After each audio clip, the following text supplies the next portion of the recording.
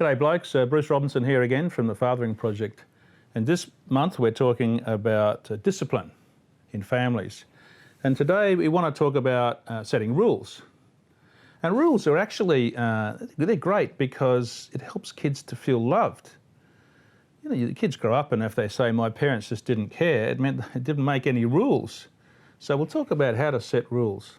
But let me start off by saying this. Sometimes you're trying to tell your kids stuff and you think they're not listening. Yeah, there goes Dad all over again. And I can confess here that I can tend to go on and on a bit about things that I care about. But the funny thing is, and I remember this when the kids were little, I'd be going on about some rule that's really important in our family. And the kids would be going, rolling their eyes, yeah, sure, Dad. Well, that's what it felt like to me. And I thought, I'm not making any progress. But then a couple of days later, I was overhearing the kids in a room with their friends, and they articulated the exact rule that I'd said, and I realised they're actually paying attention after all. And I'll tell you something else about rules, and it gets harder when the kids are teenagers, of course, because they kick against the rules. But I heard this great phrase from a teenager, or group of teenagers, said to their parents, look, it's important that you set that boundary fence, and we're going to bang up against that fence all the time. That's what being a teenager is about. But please, for our sakes, never move the fence. If you remove that fence, we're going to be lost. Rules are like a boundary fence. They're free inside, but that boundary fence makes them feel that you care for them. Now, in setting family rules, you don't want to be like a military dictator, giving them no say. They need to understand them. So we're going to give you now 4 tips on how to set family rules. The first tip is to set simple rules for the family together. We're going to talk more next week about how to do that together.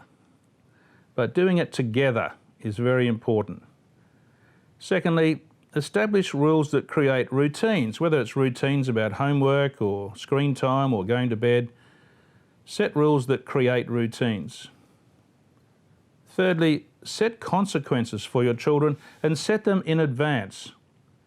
Whether it's about privileges or timeouts or whatever, set those rules in advance so they understand that they're coming.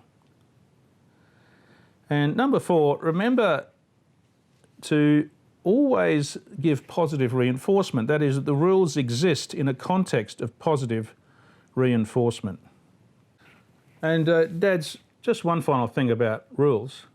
Often they're contrasted to freedom. And I remember when I was young, the people in the 60s, they wanted freedom from all rules. But someone said to me, it's a little bit like an astronaut in the space station if you have no rules. That is, the astronaut gets his suit on, or her suit on, and gets out into space untethered. And sure, there's no gravity or any other rules, but they just float free. There's no attachments. And the beauty of rules is that they create attachments to values and people that kids can carry with them for the whole of their life. So blokes, next week we're going to talk about how to negotiate agreements and rules with your kids.